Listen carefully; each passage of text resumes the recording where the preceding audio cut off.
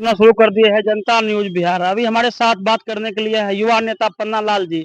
आइए हम इनसे पलायन को लेकर, बिहार में इतनी पलायन और बेरोजगारी है, इस पर हम बातचीत करते हैं। कैसे, ठीक है?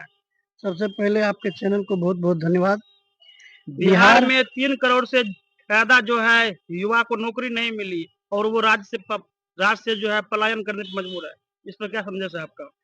देखिए, जब से 2005 से नीतीश कुमार जी का सरकार हुआ, तो दुनिया मानती है कि नीतीश कुमार के आने के बाद में बिहार में 2005 से 10 तक में जो कुछ सुधार हुआ, उसके बाद जो नीतीश कुमार के दल में बाहरी दलों के लोगों का जो प्रवेश हुआ, अब वो ऐसे भ्रष्ट लोग आए जो अपना विकास किया और बिहार का विकास नहीं किया।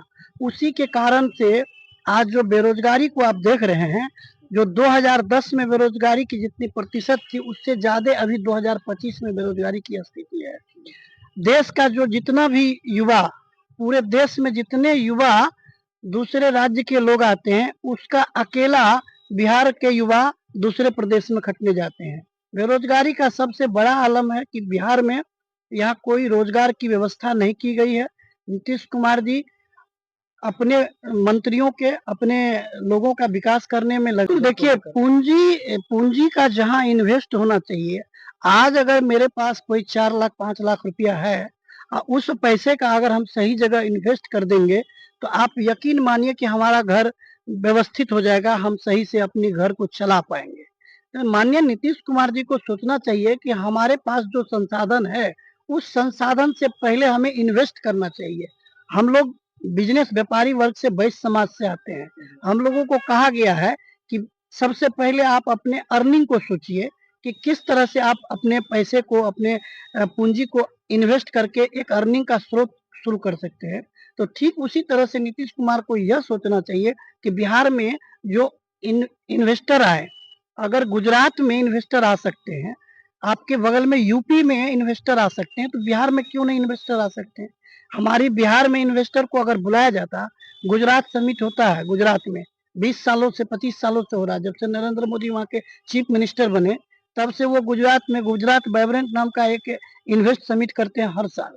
बिहार में इस तरह का कोई काम नहीं हुआ, जिसके वजह से यहाँ के लोगों को दूसरे राज्य में जाकर मजदूरी करना पड़ता है, रोजगार करना पड़ता है, अपने हार मांस गलाते हैं और साथ में अपने परिवार से भी दूर रहते हैं। ये बहुत दयनीय और चिंता की स्थिति। बिहार में बेरोजगारी से ही ये जो आप समस्या बता रहे हैं, ये बेरोजगारी से ही उपजा हुआ समस्या है। आपको मैं बता रहा हूँ कि अभी TRE 1, TRE 2, TRE 3, TRE 4, TRE 4 तो हुआ नहीं। सरकार ने वादा किया कि चुनाव से पहले हम बहाली कर लेंगे 1,26,000 का, और जब सर पर चुनाव आया तो 26-27 हजार बहाली को दिखा करके चुनाव समर में उतर गए। 1,26,000 की वैकेंसी टीआरई 4 में होनी चाहिए। और जो बिहार में बेरोजगारी है, टीआरई 1 में, टीआरई 2 में और टीआरई 3 में जितने दूसरे राज्य के लोगों को यहाँ नौकरी मिला, अगर यही डोमिसाइल नीति सरकार पहले लगा लेती, तो कम से कम बिहार के लोगों को 2-2.5 लाख लोगों को बिहार में ही रोजगार मिल जाता। उसको हम जैसे बीएड किए हुए हैं, स्टेट पास है, डबल स्टेट पास है, मेरे जैसे युवा को टीआरई 1, 2, 3 में इसलिए नहीं हुआ कि बाहर के राज्य के लोग आकर के हमारी हिस्से की जो सीट थी उस पर जमा बैठे कब्जा। तो अगर सरकार को यह चिंता थी, तो डोमिसाइल नीति पहले ले आते, और डोमिसाइल नीति के बाद यहाँ बिहार के लोगों को, पढ़े लिखे लोगों को रोजगार मिलता। अब आपने एक सवाल उठाया क्वेश्चन पेपर लीक का। आप जान लीजिए कि 2010 के बाद 2025 तक में जितनी वैकेंसी हुई है और जिस विभाग में हुई है, उसकी अगर सही से जांच कीजिएगा तो आपको पता चलेगा इसमें आधे से ज्यादा सीट बिचौलियों के मार्फत से या तो बेच दिए गए, या तो क्वेश्चन लीक करा करके उनको सेटल कर दिया गया।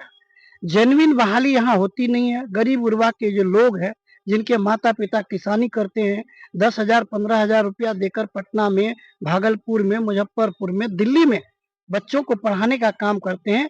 ऐसे बच्चे जो पढ़कर आते हैं, उनको नौकरी में जब वो परीक्षा एग्जाम में बैठते हैं और किसी वजह से पेपर लीक हो जाता है, या कहीं सेटर की व्यवस्था के माध्यम से दूसरे लोग उस पर आ जाते हैं, जो काबिल लोग हैं उनको सीट नहीं मिलता, तो बहुत बड़ी निराशा हाथ लगती है उस छात्रों को भी और उनके माता पिता को भी।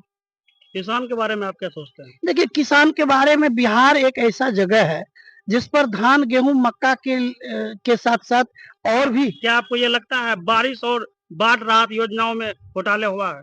बाढ़ राहत का, और अभी आप चलिए हमारे जो ये कोसी प्रोजेक्ट, कोसी बांध है, इस कोसी प्रोजेक्ट में 2 दिन के लिए पानी आता है और यहाँ करोड़ों रुपए का बिल बनाकर भेज दिया जाता है।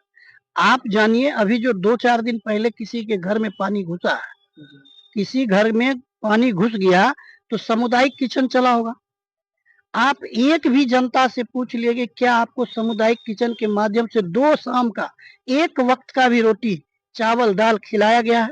नहीं खिलाया गया। लेकिन आप जिला प्रशासन से जाकर जब पूछिएगा तो इसकी भी आपको बिल बनी मिल जाएगी।